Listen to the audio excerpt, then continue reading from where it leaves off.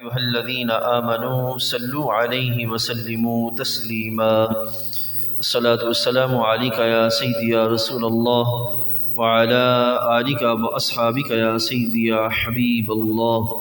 الصلاة والسلام عليك يا سيدي يا نبي الله وعلى آلك وأصحابك يا سيدي يا نور الله. اللہ رب العزت جل وعلا کا کروڑ شکر ہے کہ اس کریم نے ہم سب کو آج کے مبارک دن میں نماز جمعہ شریف کے لیے اپنی بارگاہ اقدس میں حاضری کی سعادت نصیب فرمائی. رب کائنات ہم سب کا حاضر ہونا اور اس کی توفیق سے جو کلمات خیر بیان کیے جائیں اور جو اعمال صالحہ بجا لائیں وہ کریم اپنی بارگاہ اقدس میں قبول و منظور فرمائے. آج انشاءاللہ العزیز ہم آپ کے سامنے بر صغیر میں معاشرے پر تصوف کے اثرات اور عصر حاضر میں اس کی ضرورت اس موضوع پہ گفتگو کرنے کی سعادت حاصل کریں گے. اللہ تعالیٰ جل وعلا مجھے حقیقت بیان کرنے کی توفیق بخشے اور ہمیں سن کر سمجھ کر اس پر عمل پیرا ہونے اور اس کے ابلاغ کی ہمیں توفیق عطا فرمائے. قرآن مجید فرقان حمید میں موجود آیہ کریمہ رب ذوالجلال جل وعلا نے ہمارے آقا صلی اللہ علیہ وسلم کی نبوی اوصاف کے لحاظ سے جو آیات بیان فرمائی ہیں، اگر ہم ان کا مطالعہ کریں تو ان آیات میں ہمیں نبی علیہ الصلوۃ والسلام کے جو اوصاف اللہ کی طرف سے ملتے ہیں، نبی علیہ السلام کی جو ذمہ داریاں اللہ کی طرف سے ہمیں ملتی ہیں کہ محبوب کریم علیہ الصلوۃ والسلام کی کیا کیا ذمہ داریاں تھیں، ان ذمہ داریوں کا دعائے ابراہیمی میں اللہ تعالیٰ نے بیان فرمایا ہے. رب تعالیٰ فرماتا ہے بسم اللہ الرحمن الرحیم ربنا وبعث فیہم رسولا، کہ اے رب ذوالجلال، اے ہمارے رب، ان میں ایک رسول بھیج، یتلو علیہم آیاتک، جو تیری آیات کی تلاوت فرمائے، ویعلمہم الکتاب، اور تیری کتاب کی تعلیم دے، والحکمہ، اور حکمت و دانائی پختگی سکھائے، ویزکیہم، اور وہ ان کو پاک کرے، ستھرا کرے. اب اس میں آیہ کریمہ کے اندر اللہ تعالیٰ رسول کریم علیہ السلام کے جو خوبیاں بیان فرما رہا ہے، جو وصف اللہ بیان فرما رہا ہے، ان میں پہلا کیا ہے؟ قرآن مجید کی آیات کی تلاوت فرمانے والے، کتاب و حکمت کی تعلیم دینے والے، اور تیسرا جو بڑا وصف ہے وہ ہے کہ رسول کریم علیہ الصلوۃ والسلام دلوں کو پاک کرنے کا، بندوں کو ان کی کردار اور افعال کے لحاظ سے ستھرا کرنے کا اہتمام کرتے ہیں. یہ جو وصف ہے، چوتھا وصف، یعنی کہ وَيُزَكِّيهِمْ، وہ پاک کرتے ہیں، اسی سے آگے ایک ٹرم، ایک اصطلاح نکلتی ہے اور اس کو کہتے ہیں تزکیہ کرنا. کہ رسول کریم علیہ الصلوۃ والسلام جو ہے وہ تزکیہ فرماتے تھے، صفائے قلب کا اہتمام کرتے تھے. ہمارے آقا صلی اللہ علیہ وسلم نے جو کچھ امت کو عطا فرمایا ان میں سے ایک پہلو یہ بھی ہے، اور اس امت کے اندر پھر آگے اولیاء کاملین، علماء صالحین جو سامنے آئے. رسول کریم علیہ الصلوۃ والسلام کا جو قرآن کے لحاظ سے پہلو ہے اس کو بھی سنبھالا گیا اور مختلف قاری قرآن علماء سامنے آئے. محبوب کریم علیہ السلام نے جو علم عطا کیا وہ قرآن اور سنت کی روشنی میں قرآن کے قاری اور قرآن کے علماء، قرآنی علوم کے وارثین اور حدیث طیبہ کے وارثین جو ہیں وہ سامنے آئے، مفسرین، محدثین کی صورت میں افراد سامنے آئے. لیکن ایک تیسرا پہلو تھا اور وہ تھا وَيُزَكِّيهِمْ، تزکیہ کرنا. یہ ذمہ لیے ہوئے لوگ بھی سامنے آئے، اور وہ کون ہیں، ان کا نام کیا ہے؟ عزیز دوستو، تاریخ میں، اسلام کی تاریخ کے اندر ایسے لوگوں کو محدثین کے ساتھ ساتھ ان کو صوفی کہا جاتا ہے، جو زمانے کے اندر اپنا تصوف کے لحاظ سے، تزکیہ کے لحاظ سے اپنا کردار ادا کرتے ہوئے نظر آئے۔ اب ایک صاحب قاری قرآن ہے، ایک صاحب عالم دین ہے، ایک صاحب قرآن کے مفسر ہیں، حدیث کے شارح ہیں، شرح کرنے والے، جس پہلو کے لحاظ سے یہ سارے سلسلے موجود ہیں، لیکن ایک طبقہ الگ سے ان سارے علوم کے ساتھ ساتھ ایک نئی ذمہ داری کو اپناتا ہوا اور اس پہ چلتا ہوا نظر آیا، اور وہ طبقہ صوفیاء کرام کا ہے، اس کو اولیاء کاملین کہا جاتا ہے۔ اب عزیز دوستو، پہلے چلتے ہیں وَيُزَكِّيهِمْ، یہ جو تزکیہ کرنا ہے، اس کے لحاظ سے اس کو بنیادی طور پر کیسے سمجھیں؟ آسان لفظوں میں جو میں نے موضوع بیان کیا آپ کے سامنے کہ بر صغیر میں تصوف کے اثرات۔ تصوف کس کو کہتے ہیں؟ تصوف کا پہلو تزکیہ سے ہی سامنے آتا ہے۔ تصوف کہتے ہیں ایسے نظام تربیت کو کہ جس کے سبب انسان کے فکر اور عمل میں پاکیزگی آ جائے، اور اس کے کردار میں پاکیزگی ایسے مضبوط ہو جائے کہ پھر وہ آگے اسی سے شمع جلتی ہوئی اور نظام آگے بڑھتا ہوا نظر آئے۔ ٹھیک ہے، مین کہ انسان کے ظاہر اور باطن کی اصلاح کر کے اس میں درستگی کو قائم کر دینے کا جو نظام ہے وہ نظام تربیت کہلاتا ہے۔ اور یہ نظام تربیت ہمارے آقا صلی اللہ علیہ وسلم کی بارگاہ میں موجود تھا، اور نبی علیہ الصلوۃ والسلام کہ جو اس امت کی بقا کے جو اسباب ہیں، ان اسباب میں سے ایک بڑا سبب سرکار کو عطا کردہ نظام تربیت بھی ہے۔ یعنی کہ سرکار نے امت کو صرف قرآن کی تعلیم نہیں دی، قرآن پڑھنا نہیں سکھایا، قرآن میں جو علوم ہیں ان میں غور و خوض کرنا نہیں سکھایا، بلکہ سرکار دو عالم صلی اللہ علیہ وسلم نے افراد کی تربیت کر کے قرآن کے احکام کو، ان کی طبیعتوں کو قرآن کے احکام کے مطابق ڈھالا، یہاں تک کہ نتیجہ کا نکلا کہ ان کی طبیعتیں قرآن کی چلتی پھرتی تصویر بن گئیں۔ اسی بات سے ہمارے آقا صلی اللہ علیہ وسلم نے فرمایا میرے ہر صحابی آسمان ہدایت کے چمکتے ہوئے ستارے ہیں، اس لحاظ سے کہ سرکار نے ان کی جو ہے وہ تربیت فرمائی۔ تو حضرت سیدنا محبوب کریم علیہ الصلوۃ والسلام کی بارگاہ اقدس میں ایک پہلو آپ کے سامنے رکھتا ہوں، اس سے آپ کو تربیت کا پہلو جو ہے وہ نظر آئے گا۔ ہمارے آقا صلی اللہ علیہ وسلم جو ہے وہ تشریف فرما ہے اپنے مسجد نبوی شریف میں مدینہ طیبہ کے اندر، ایک صحابی رضی اللہ تعالیٰ عنہ جن کا نام تھا حنظلہ رضی اللہ تعالیٰ عنہ، یہ اپنے گھر سے نکلے، رستے میں حضرت سیدنا صدیق اکبر سے ملاقات ہوئی، تو حضرت حنظلہ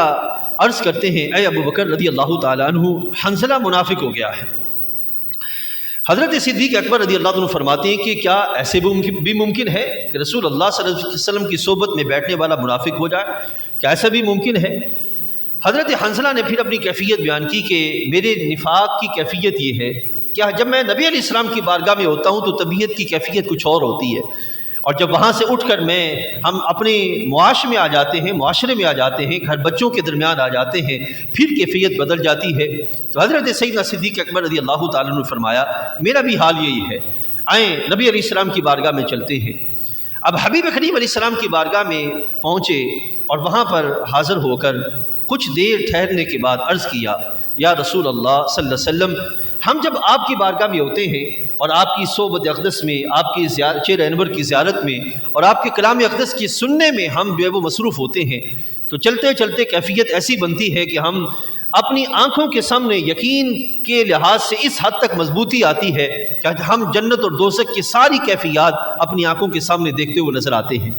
یہ جو یقین کی پختگی ہے، یہ کوئی شعور کی مضبوطی ہے، اور رب ذوالجلال جل وعلا جو حق کے مناظر بندے پہ واضح کر دیتا ہے، اسی چیز کو عزیز دوستو تصوف کہتے ہیں، اور اسی چیز کو یعنی کہ اس حال پہ قائم ہو جانا، اسی کو کیا کہا جاتا ہے؟ ولایت کہتے ہیں۔ اس کے سوا ولایت اور کچھ بھی نہیں ہے، مین کہ انسان پر رب ذوالجلال کی بندگی کا اور اس کے احکام کی حقانیت کا اس حد تک جو ہے وہ غلبہ ہو جائے اور اس حد تک وضاحت ہو جائے اور اس کی طبیعت اس تک اس طرح مائل ہو جائے اور قائم ہو جائے کہ انسان اس سے سوا باہر نہ نکلے، تو وہی تصوف ہے اور اسی کو جو ہے وہ صوفی کہا جاتا ہے۔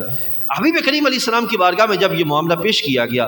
تو محبوب کریم علیہ السلام نے یہ نہیں فرمایا کہ ایسی بات نہ کرو، یہ اور باتیں ہیں، یہ تمہاری سمجھ میں آنے والی نہیں ہے، یا یہ ایسی نہیں ہے جن کو کیا جائے، یا یہ ایسی نہیں ہے جو انسانی طبیعت میں آنے والی ہو، بلکہ حبیب علیہ السلام نے فرمایا کہ جو حال تمہارا یہاں میرے پاس بیٹھے بیٹھے ہوتا ہے، اگر وہی حال تمہارا اپنے گھروں میں بھی ہو، گلیوں میں چلتے ہوئے بھی ہو، تو رب ذوالجلال کے فرشتے گلی کی نکروں پہ آ کے تم سے مصافحہ کریں۔ یہ وہ شرف ہے جو رب ذوالجلال جل وعلا نے ہمارے آقا صلی اللہ علیہ وسلم نے بیان فرمایا۔ اب یہی تزکیہ ہے، یعنی کہ سرکار کی بارگاہ میں بیٹھنا، حقیقت حال اس حد تک واضح ہو جانا اور یقین میں اس حد تک پختگی آ جانا کہ اس حد تک اللہ کی بارگاہ میں ایمان قائم ہو جانا کہ اس سے بصیرت کے دروازے کھل جائیں، شعور میں پختگی کے سبب اللہ کی رحمتیں اس حد تک غالب آ جائیں کہ جتنے بھی آخرت کے منازل ہیں وہ سارے کے سارے طبیعت کے سامنے آ جائیں۔ اسی کو جو ہے وہ تصوف کہا جاتا ہے، نظام تربیت۔ تو عزیز دوستو، بر صغیر پاک و ہند کے اندر اگر ہم نظر دوڑائیں،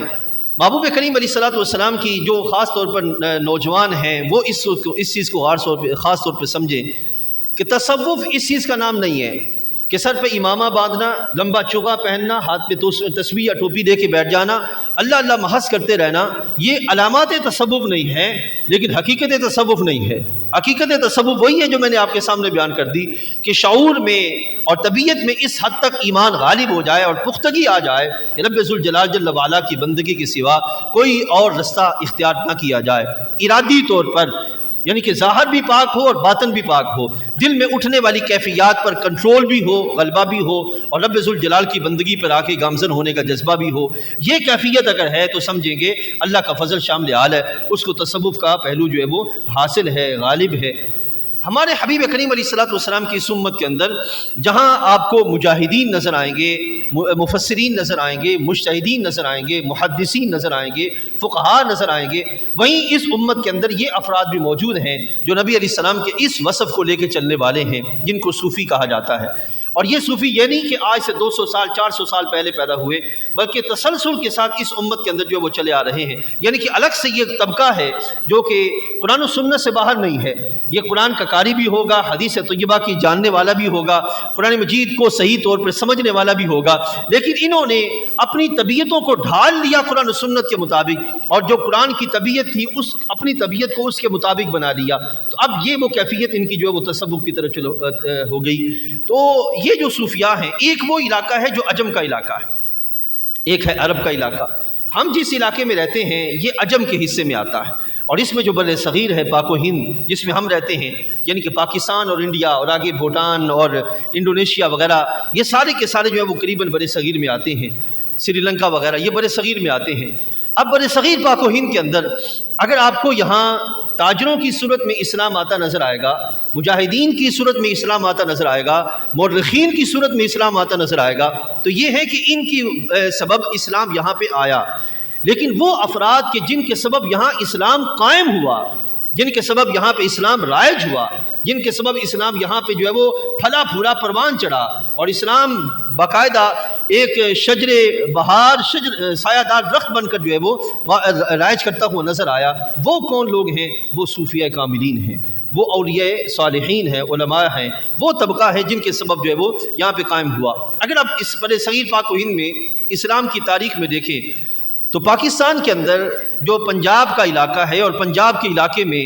لاہور میں جن کو داتا کی نگری بھی کہا جاتا ہے، لاہور میں حضرت داتا گنج بخش علی بن عثمان الحجویری رحمۃ اللہ تعالی علیہ، ان سے پہلے ہمیں یہاں پہ کوئی صوفی شیخ جو اللہ کا ولی، صحابہ کے بعد جو طبقہ ہے وہ طبقہ ہمیں تاریخ میں کوئی نہیں ملتا، یعنی کہ داتا گنج بخش رحمۃ اللہ تعالی علیہ۔ اور اسی طرح اگر ہم جو ہے وہ انڈیا کی طرف چلے جائیں تو وہاں پر جو ہے حضرت خواجہ خواجگان خواجہ معین الدین چشتی اجمیری سنجری رحمۃ اللہ تعالی علیہ، ان سے پہلے ہمیں وہاں پہ کوئی ایسا مرد درویش نظر نہیں آتا جنہوں نے اسلام کی شمع کو قائم کرنے کا باقاعدہ اہتمام کیا ہو۔ اسلام تعارف ہو چکا تھا اسلام کا، یعنی کہ جب مسلمان مجاہدین تاجر جو تھے وہ باہر نکلے اور وہ سری لنکا اور اس طرح جو ہندوستان کی جو بندرگاہیں ہیں یہاں تک اپنا مالی تجارت لے کے آئے، تو ان کے سبب جو ہے وہ اسلام یہاں پہ تعارف تو ہو چکا تھا، اسلام موجود تو تھا، لیکن اسلام کو قائم کرنا، اسلام جن کے سبب پھلا پھولا پروان چڑھا، رائج ہوا، قائم ہوا، اور اب معاشرے کی طبیعت میں اسلام جو ہے وہ اترا، وہ کون لوگ ہیں؟ وہ صوفیاء کاملین ہیں۔ اور ادھر جو ہے وہ حضرت سیدی داتا گنج بخش نظر آتے ہیں، اور ادھر حضرت سیدنا خواجہ خواجگان خواجہ معین الدین چشتی اجمیری رحمۃ اللہ تعالی نظر آتے ہیں۔ حضرت داتا صاحب رحمۃ اللہ تعالی علیہ کا یہاں پہ جو علاقہ زمانہ ہے ٹھہرنے کا، یہ صرف 5 سال کا ہے، یہ یاد رکھیے گا۔ 5 سال کا زمانہ ہے جس دورانیے میں آپ یہاں پہ ٹھہرے، اور 5 سالوں میں آپ نے جو اہتمام کیا، آگے ساری کی ساری برکات اسی کی جو ہے وہ ہمیں نظر آتی ہیں۔ اور حضرت سیدنا خواجہ صاحب رحمۃ اللہ تعالی علیہ، ان کا جو زمانہ ہے برصغیر پاک و ہند میں، خاص طور پر اجمیر شریف میں ٹھہرنے کے لحاظ سے یہ قریباً 40 سے 45 سال کا زمانہ ہے۔ اب اس 40 سے 45 سال کے زمانے کے اندر آپ نے وہ اہتمام کیا کہ آپ کا جب وصال ہو رہا تھا تو آپ کے قریباً 50 کے قریب خلفاء تھے جنہوں نے اپنے اپنے مختلف علاقوں میں جا کر مختلف خانقاہیں تیار کی، اور ان خانقاہوں میں وہی نظام قائم کیا جو نظام حضرت خواجہ معین الدین چشتی اجمیری رحمۃ اللہ تعالی نے شروع کیا تھا۔ اب میں خاص طور پر آپ کو وہ نظام کیسا تھا، کس طرح کا تھا، کیا معاملات تھے، ان کی طرف جو وہ نہیں دلاؤں گا کیونکہ اس کے لیے وقت زیادہ چاہیے۔ میں صرف آپ کو برصغیر میں تصوف کے جو اثرات ہیں میں وہ آپ کے سامنے رکھوں گا کہ اثرات کیا مرتب ہوئے، کیونکہ باقی منہج دعوت کیا ہے، مشکلات کیا آئیں اور کس طریقے سے انہوں نے اہتمام کیا، یہ ایک الگ پہلو ہے۔ عزیز دوستو، میں نے شروع میں چونکہ عرض کیا کہ تصوف ایک نظام تربیت کا نام ہے، اور صوفیاء درویش جب کسی مقام پہ جا کے بیٹھ جاتے ہیں تو یہ ایک استاذ، ایک مربی، ایک ماہر طبیب کی حیثیت سے بیٹھتے ہیں، اور ان کا مقصد یہ ہوتا ہے کہ رب ذوالجلال کی جو مخلوق ہے، اگر ایک طرف ہندو آپ کی ان کی طرف آتا وہ نظر آتا ہے تو وہ اس کو اس کے مرض کے اینگل سے دیکھ رہے ہوتے ہیں، ایک طرف اگر ایک مسلمان ان کی طرف آ رہا ہے تو اس کو اس کے لحاظ سے اسے دیکھ رہے ہوتے ہیں، اور دونوں کے لحاظ سے تربیت کا اہتمام کیا جاتا ہے۔ اس کی طرف تربیت کا پہلو یہ ہوتا ہے کہ اس کو کفر سے نکال کر اسلام کی طرف لایا جائے، اور اس طرف تربیت کا پہلو یہ ہوتا ہے کہ اس کو اسلام پہ پختہ کرنے کا اہتمام کیا جائے۔ تو یہ دو الگ الگ مینشن ہوتی ہیں اور ڈائریکشن ہوتی ہیں جن پہ جو وہ صوفیہ کام کرتے ہوئے نظر آتے ہیں۔ یہ نہیں کہتے کہ میرے لیے یہ جیسا ہے یہ میرے لیے ٹھیک، یہ بھی ٹھیک ہے، یہ بھی جیسا ہے میرے لیے ٹھیک ہے، اس کو جیسا ہے ایسا نہیں رہنے دیتے، بلکہ اس کو قرآن و سنت کے مطابق بتدریج، سٹیپ بائی سٹیپ، آہستہ آہستہ اس کو اسلام کی طرف لانے کا اہتمام کرتے ہیں۔ یہی وجہ ہے کہ نتیجہ یہ نکلتا ہے کہ ان کی محنتوں، ان کی کاوشوں سے ایسے افراد جو ہیں وہ سامنے آتے ہیں کہ جن کی طبیعتوں میں اسلام عملی طور پہ قائم ہوتا ہے، یعنی کہ وہ عادات، وہ فکر کا انداز، وہ سوچنے کا طریقہ اور وہ چلنے کا اور زندگی گزارنے کا جو رنگ ڈھنگ اسلام دیتا ہے وہ ایسا ایسا افراد کی طبیعت میں اتار دیتے ہیں، اور اسی کے سبب نتیجہ کا نکلتا ہے کہ یہ افراد، عزیز دوستو یاد رکھیے گا، میں نے شروع میں عرض کیا کہ آج کے اس دور کے اندر ہم نے یہ سمجھ لیا کہ شاید صوفیاء، اولیاء، یہ جو اللہ تعالیٰ کے مبارک بندے ہیں، ان کے ساتھ نسبت قائم کرنے کا مقصد وحید یہی ہے کہ جناب ان سے تعویذ لیں، ان سے دھاگے لیں، ان سے پھونک مروائیں، ان سے دم کروائیں، ان سے دعا کروائیں، اور پھر اپنی زندگی میں جیسے چلتے ہوئے نظر آئیں۔ اگر کوئی خانقاہ ایسی ہے کہ جس میں کوئی شیخ بیٹھے تو ہیں لیکن آگے وہاں پہ باقاعدہ تربیت کا نظام نہیں ہے، تو یاد رکھیے گا وہ چار دیواری تو ہو سکتی ہے، اس کو خانقاہ نہیں کہا جا سکتا۔ خانقاہ وہ ہے کہ جہاں پر باقاعدہ افراد سازی کا اہتمام ہوتا ہو، کردار سازی کا اہتمام ہوتا ہو، جہاں پہ رسول اللہ صلی اللہ علیہ وسلم کی غلاموں کو، یعنی کہ مسلمان آئے تو اس کو اسلام پہ قائم کیا جائے، غیر مسلم آئے تو اس کو اسلام میں لا کر اس کی تربیت کا اہتمام کیا جائے۔ محض نذرانے بٹورنا، مہر اس طرح کا کام کرنا، یہ وہ کیفیت نہیں ہوتی جو کہ مشائخ کے ہاں موجود ہوتی ہے۔ حضرت خواجہ صاحب اور رحمۃ اللہ تعالی علیہ، اب دیکھیے ان کے اثرات یہ نظر آئے، ان مشائخ کے، ان اولیاء کاملین کے۔ آپ ایک طویل فہرست اٹھا کے دیکھیں، حضرت خواجہ معین الدین چشتی اجمیری، حضرت خواجہ قطب الدین بختیار کاکی، حضرت خواجہ نظام الدین محبوب الہی، اور اس کے بعد حضرت بابا فرید الدین گنج شکر رحمۃ اللہ تعالی علیہ۔ یہ ایک طویل فہرست ہے جو کہ آگے بڑھتی ہے، اور مختلف مقامات پر آپ کو جو مختلف زاویے نظر آتے ہیں، اور ان زاویوں پر اللہ اللہ کرنے والے جو نظر آتے ہیں، یہ وہ اصل میں ان کی محنتیں اور کاوشیں ہیں جو انہوں نے اپنے دور میں کی، اور افراد کی طبیعتوں کے اندر وقت نکال کر وہاں بیٹھ کر اللہ اللہ کرنے کا جذبہ بیدار کیا۔ تو یہ کیفیت تھی جس کے سبب اللہ تعالیٰ نے ان کو جو ہے وہ بہار اور بقا عطا فرمائی۔ اسی طریقے سے اگر آپ یہ تو خانقاہ، یہ تو سلسلہ علی کا چشتیہ ہے، اور اگر دوسری طرف اگر آپ دیکھیں حضرت بابا فرید الدین گنج شکر اور حضرت خواجہ بہاؤالدین زکریا ملتانی رحمۃ اللہ تعالی علیہ، ان کا زمانہ سیم ہے، ان کا زمانہ سیم ہے، علاقے میں فرق ہے۔ حضرت خواجہ بہاؤالدین زکریا ملتان کے ہیں اور حضرت بابا فرید الدین پاکپتن شریف آ کے جو جلوہ فرما ہوئے، علاقہ ان کا جو ہے وہ مختلف ہے، زمانہ ان کا سیم ہے۔ لیکن عزیز دوستو یاد رکھیے، جو سمجھنے والی بات یہ ہے، حضرت خواجہ صاحب نے، حضرت بابا صاحب نے اپنے نہج کے اعتبار سے کام کیا، اور اس وقت چونکہ انسانیت سسک رہی تھی، گر رہی تھی، تڑپ رہی تھی، مر رہی تھی، جہاں انہوں نے ایک طرف یہ کام کیا کہ ان کی معاشی اور سماجی ضروریات ہیں ان کو پورا کر کے ان کے دلوں میں اپنے جگہ بنانے کا اہتمام کیا جائے، تو وہیں پہ آہستہ آہستہ ان کو اسلام کی طرف لانے کا بھی اہتمام کیا۔ تو دوسری طرف حضرت سیدنا خواجہ بہاؤالدین زکریا ملتانی رحمۃ اللہ تعالی علیہ، انہوں نے وہاں پر آ کر ایک خانقاہ ایسی قائم کی جن میں باقاعدہ دینی علوم پڑھائے جاتے تھے، اور دینی علوم پڑھانے کے بعد آپ اپنے علاقوں سے مختلف علاقوں کے لیے جب افراد بھیجتے تو ان کو اچھی خاصی رقم دے کے بھیجتے، اور وہاں پر جا کے آپ یہ فرماتے کہ تم نے یہ لے جانا اور وہاں پہ جا کے تجارت کا اہتمام کرنا، اور لوگوں کے درمیان جب تمہاری حیثیت بیٹھ جائے تو پھر ان کو دین متین کی دعوت دینے کا اہتمام کرنا۔ یہ حکمت عملی کے انداز۔ تو یہ اس طرح تسلسل چلتا رہا یہاں تک کہ وقت گزرتے گزرتے بڑے صغیر پاک و ہند کے اندر جہاں جہاں بھی آپ کو آج اللہ اللہ کرتے ہوئے لوگ نظر آ رہے ہیں یا اسلام کی کوئی کیفیت آپ کو دمخم باقی نظر آ رہا ہے، تو اس کے پیچھے ان مبارک بندوں کا ہاتھ ہے جنہوں نے اپنی محنتوں اور کاوشوں کے ذریعے اسلام کو باقی رکھنے کا اہتمام کیا۔ عزیز دوستو،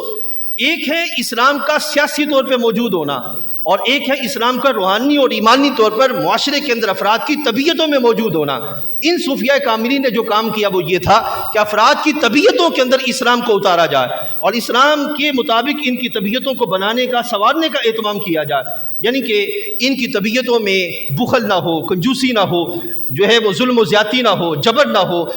اس طرح کی ناانصافی کے جو معاملات ہیں نہ ہو، بلکہ اس کے مقابلے میں جو اسلام کی خوبصورت عادات ہیں وہ افراد کی طبیعتوں میں اتارنے کا اہتمام کیا جائے۔ یہ وہ اثرات تھے۔ اب اس کے ساتھ ساتھ یہ بھی سمجھتے جائیے، یہ نہیں ہے کہ انہوں نے صرف افراد کو معاشرے میں ہی اپنے آپ کو درست رکھنے کا جو ہے وہ سلسلہ سکھایا، بلکہ انہوں نے ایک ایسا جذبہ دینے کا اہتمام کیا کہ جس جذبے کے سبب اگر ان کی آنکھیں بند بھی ہو جائیں تو اس کے بعد وہ افراد نہ صرف اسلام پہ قائم رہیں، بلکہ اگر کہیں سے کوئی بیرونی حملہ ہو تو اس کے مقابلے میں وہ دفاع کرتے ہوئے مجاہدانہ کردار ادا کرتے ہوئے بھی نظر آئیں۔ یہ طریقہ بھی انہوں نے سکھایا۔ اب اس طریقے کو اگر دیکھنا ہو تو حضرت سیدنا خواجہ شاہ سلیمان تونسوی رحمۃ اللہ تعالی علیہ، ان کے طبقے کو دیکھیں، حضرت سیدنا مجدد الفسانی الشیخ احمد سرہندی فاروقی رحمۃ اللہ تعالی علیہ، ان کے طبقے کو دیکھیں کہ جب ایک وقت ایسا بھی آیا، ایک وقت وہ تھا جب ہندوازم اپنی تباہی کی طرف تھا، ٹوٹ پھوٹ کا شکار تھا اور اس کے سبب انسانیت سسک رہی تھی۔ آج بھی وہاں پہ حالت یہی ہے، مسئلہ صرف اتنا ہے کہ ہم لوگ بیزاری کا شکار ہو گئے اور ہم آپس میں نا اتفاقی کے معاملات کی طرف چل پڑے، وگرنہ اگر دیکھا جائے تو جتنا اس وقت ہندوازم میں ٹوٹ پھوٹ تھا اس سے زیادہ آج ہندوازم کے اندر جو وہ ٹوٹ پھوٹ کے پہلو جو وہ موجود ہیں۔ آپ روزانہ اخبار اٹھا کے دیکھتے ہیں وہاں پہ کیا صورتحال ہے کہ راہ سے چلتی ہوئی بس میں عورتوں کے ساتھ کیا کیا جاتا ہے، افراد کے ساتھ کیا کیا جاتا ہے، بچیاں جو پیدا ہوتی ہیں ان کے ساتھ آج بھی کیا کیا جاتا ہے، نچلی جو ذاتوں کی قومیں ہیں ان کے ساتھ جو ہے وہ کیا کیا جاتا ہے، یہ ساری صورتحال وہاں پہ موجود ہے۔ تو حضرت اس وقت ایک وقت وہ تھا کہ جس وقت جو ہے وہ ہندوازم کی فکری کیفیت مضبوط نہیں تھی، اور آج کیا ہوا کہ ہندوؤں کے جو پنڈت ہیں وہ مضبوط ہو کر اسلام کے مقابلے میں آ گئے اور انہوں نے اسلام کو نعوذ باللہ اس طرح کی راہ پہ چلانا شروع کر دیا کہ اسلام کے خلاف مختلف طرح کی وسوسات اور خدشات اور اس طرح کی زبان دازی شروع کی۔ تو حضرت سیدنا مجدد الفسانی رحمۃ اللہ تعالی علیہ یہ شخصیت اٹھتی ہے اور انہوں نے باقاعدہ طور پر وہ نظریات جس کے سبب اسلام کے نظریات میں خرابی آ رہی تھی انہوں نے اس کے سامنے بند باندھنے کا اہتمام کیا۔ اسی طریقے سے حضرت سیدنا شاہ ولی اللہ رحمۃ اللہ تعالی علیہ، آپ نے اسلام کے لحاظ سے باقاعدہ ایسا اہتمام شروع کیا کہ جس کے سبب جو ہے وہ اسلام اپنی عملی صورت میں معاشرے میں باقی رکھنے کا سلسلہ قائم ہو جائے۔ تو عزیز دوستو، یہ چونکہ میرا آج کا موضوع تھا بر صغیر میں تصوف کے اثرات، تو اس میں نے یہ چند ایک آپ کے سامنے رکھی اور چند ایک اہل تصوف جو تھے وہ آپ کے سامنے میں نے رکھے کہ کس طرح ان ادوات کے اندر افراد نے 1857 کی جو جنگ آزادی ہے آپ اس کو کھول کے دیکھیں تو باقاعدہ آپ کو پتہ چلے گا کہ بہت سے ایسے افراد جو کہ صوفیاء، علماء ان کے پاس بیٹھنے والے تھے، وہی آ کے باقاعدہ میدان میں اترتے ہیں اور انگریز کے غلبے کے خلاف باقاعدہ احتجاج کرتے ہوئے اور جہاد کرتے ہوئے نظر آتے ہیں۔ تو اس طرح یعنی کہ ہمارے صوفیاء نے محض لوگوں کو اللہ اللہ کرنا نہیں سکھایا، بلکہ معاشرے کے اندر افراد کے درمیان اسلام کو قائم رکھنا اور اسلامی معاشرے کو قائم رکھنا اور بیرونی قوت سے معاشرے کو بچانے کا اہتمام کرنا اور اس کے لیے جہاد جیسی قوت کی طرف جو وہ بڑھنے کا اہتمام کرنا، یہ سارے وہ پہلو تھے جس کے لحاظ سے ہمارے صوفیاء نے اپنا کردار ادا کیا۔ اب یہ تو تھا ماضی کے لحاظ سے کہ بر صغیر میں تصوف کے اثرات۔ اب آج کے اس دور میں دیکھتے ہیں کہ یہی جو تصوف ہے، نظام تربیت، اس کی آج کتنی ضرورت ہے۔ یہ اب دوسرا پہلو ہے، اس کی طرف جو وہ تھوڑا سا بڑھتے ہیں اور آپ کے سامنے یہ بات پیش کریں گے۔ عزیز دوستو، آپ سوچئے اور آپ غور کیجئے، میں دو مثالیں آپ کے سامنے رکھتا ہوں اور آپ اس بات کو سمجھ پائیں گے کہ ایک ہمارا بچہ بچپن میں آنکھ کھلتی ہے، وہ اپنے گھر کا ماحول کیسا دیکھتا ہے، حالانکہ تربیت میں گھر کا ماحول باقاعدہ اثر انداز ہوتا ہے۔ وہ اس وقت صرف دیکھ رہا ہے، صرف سن رہا ہے، اس وقت بول نہیں سکتا اور باقاعدہ عمل نہیں کر سکتا، لیکن وہ صرف دیکھ سکتا ہے اور سن سکتا ہے۔ آپ تاریخ باقاعدہ سائنس پڑھ کے دیکھیں اور سائنسی تحقیقات پڑھ کے دیکھیں تو باقاعدہ یہ پہلو موجود ہیں کہ جو ہی جینس کی صورت میں ماں باپ کی طبیعتوں میں جب پہلو موجود ہوتے ہیں، اثرات وہیں پہ پیدا ہونا شروع ہو جاتے ہیں، اور جب آگے ماں کے رحم میں بچہ موجود ہوتا ہے اور 9 ماہ گزارتا ہے، باقاعدہ طور پر بچے پر بیرونی آوازوں کے اثرات جو ہیں وہ وہاں پہ اثر انداز ہوتے ہیں۔ اسی طریقے سے بچہ جب پہلے 2-3 سال یا 5 سال کا دورانیہ ہے، یہ سارے کا سارا بچہ اپنے گھر میں گزارتا ہے، تو ہمارے گھروں میں جو نظام تربیت نہ ہونے کے سبب بچوں پہ کیا اثرات مرتب ہو رہے ہیں۔ پھر آگے بڑے اسکول آتا ہے، اسکول لائف ہے، اس میں پھر کالج لائف ہے، پھر اکیڈمی کا سلسلہ ہے، اور پھر اس میں ہمارا گلی محلے کا ماحول ہے۔ یہ ساری چیزیں اینٹی اسلام چل رہی ہیں، اسلام کی نہیں ہے۔ اگر ہمارے بچے ہماری مساجد میں بھی جائیں تو وہاں پہ صرف قرآن پڑھنے کے لیے جاتے ہیں، اور اگر محافل میں بھی جائیں تو وہاں پہ اکثر اس وقت جایا جاتا ہے جس وقت دعا کا وقت ہوتا ہے۔ شیخ، امام یا عالم دین کیا سکھا رہے ہیں، کیا سیکھ رہے ہیں، ان سے ان کو کوئی ہماری قوم کو غرض نہیں ہے، الا ماشاءاللہ چند جگہوں کے علاوہ۔ عموماً اکثر ہماری کیفیت یہی ہے۔ تو مجھے ذرا سوچ کے بتائیے گا، جب اوور آل ہماری سوسائٹی کا ماحول ایک طرف ہو، اینٹی اسلام ہو، اور اسی میں افراد جو ہے وہ پل بڑھ رہے ہوں، اور اسلام ایک طرف ہو، تو خود سوچیں ایک لمحے کے لیے کہ کتنی اشد ضرورت ہے نظام تربیت کی کہ افراد کی تربیت کر کے ان کو اسلام کی طرف لانے کا اہتمام کیا جائے۔ یہ یاد رکھیے گا، جس ماحول میں انسان پلے بڑھے گا، پروان چڑھے گا، وہی ماحول اس کی طبیعت میں اثر انداز ہوگا، اور اسی کے ماحول کے مطابق وہ سوچے گا بھی، اسی ماحول کے مطابق وہ چیزوں کو دیکھے گا بھی، اور اسی ماحول کے مطابق وہ نظام زندگی میں آگے بڑھنے کا، اپنے ٹارگٹ جو ہے وہ ان کو بنانے کا اہتمام کرے گا۔ اب آج کے اس دور کے اندر ہماری طبیعتوں میں ہمارا ٹارگٹ صرف دنیا ہے، اللہ کی رضا نہیں ہے، اللہ کا دین نہیں ہے، اور رب ذوالجلال جل وعلا کے لائے ہوئے دین کی بالادستی نہیں ہے۔ تو خود سوچے کہ لمحے کے لیے ہمارا نتیجہ ہمارے سامنے ہے، کیا صورتحال ہمارے سامنے آ رہی ہے۔ اب دوسری میں مثال آپ کے سامنے رکھتا ہوں۔ عزیز دوستو، ذرا سوچئے اور آپ غور کیجئے گا، اگر بالفرض یہی صورتحال باقی رہے اور اسی صورتحال کو ہمیں ہمیشہ یا تسلسل کے ساتھ چلایا جائے، تو کیا یہ گمان کیا جا سکتا ہے کہ آنے والی آج جو نسل ہے، آنے والی دوسری یا تیسری نسل، کیا اسی جذبے کے ساتھ اسلام پر باقی ہوگی جس جذبے کے ساتھ آج ہم موجود ہیں؟ جس ماحول میں وہ پل بڑھ رہے ہیں، جس ماحول میں وہ پروان چڑھ رہے ہیں، اس ماحول کے لحاظ سے وہ کہاں پہ جا کر جو وہ اپنا وقت گزاریں گے؟ کیا تصور ان سے کیا جا سکتا ہے؟ اس واسطے عزیز دوستو، سب سے پہلی جو ضرورت ہے وہ کیا ہے کہ ہم کیا کریں، اپنے لحاظ سے اپنے گھروں کے اندر اپنے بچوں کے لیے، اپنے آپ کے لیے کوئی ایسا نظام، ایسا ماحول سلیکٹ کریں کہ جس میں رہ کر ہمارے اندر کی جو صلاحیتیں ہیں، اپنے اندر کے جو اوصاف ہیں، ہمارے اندر کے جو اسلامی خد و خال ہیں، وہ باقاعدہ طور پر واضح ہو سکیں۔ اور عزیز دوستو، اگر نہ کر سکے تو یاد رکھیے گا، میں اکثر جمعہ شریف پر یہ پہلو آپ کے سامنے رکھتا رہتا ہوں کہ اگر ہم یہ نہ کر سکے، یہ ذمہ دارانہ کردار نہ ادا کر سکے، تو آنے والا ماحول ہمارے پچھتاوے کے سوا کچھ بھی ہمارے پاس نہیں رکھے گا، ندامت اور شرمندگی کے سوا کچھ بھی ہاتھ نہیں آئے گا۔ آج ہی میں کئی ایسے والدین کو دیکھتا ہوں، وہ یہ کہتے ہوئے نظر آتے ہیں کہ جناب یہ 5-6 سال یا 7 سال کا تھا تو ہم سے جدا نہیں ہوتا تھا، اور آج 15-16 سال کا ہے تو ہمارے پاس بیٹھنے کو تیار نہیں ہوتا۔ تو یہ اتنی جلدی چینجنگ کیسے آ رہی ہے؟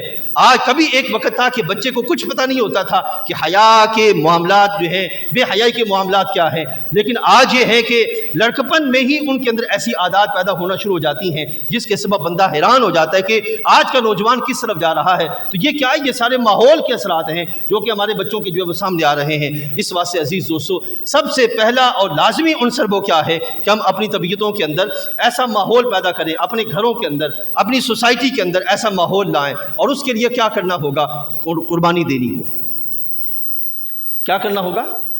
قربانی دینی ہوگی۔ اور قربانی کس چیز کی؟ یہ نہیں ہے کہ ہم آپ کو کہیں اور آپ اس چیز کو سمجھ لیں کہ بم بلاسٹ کرنا شروع کر دیں، نہیں۔ آج کے دور میں یہ اس سوسائٹی کے اندر یا کسی بھی سوسائٹی کے اندر بغیر نظام کے یہ حرام ہے، یہ حرام ہے، یہ حرام ہے۔ پاکستان کے اندر بھی مختلف جگہوں پہ یہ جو کچھ ہوتا ہے اسلام کے نام پر، جہاد کے نام پر، یہ حرام کام ہے، ان کا اسلام سے کوئی تعلق نہیں ہے۔ قربانی کس چیز کی دینی ہے؟ میں نے پچھلے جمعہ شریف پر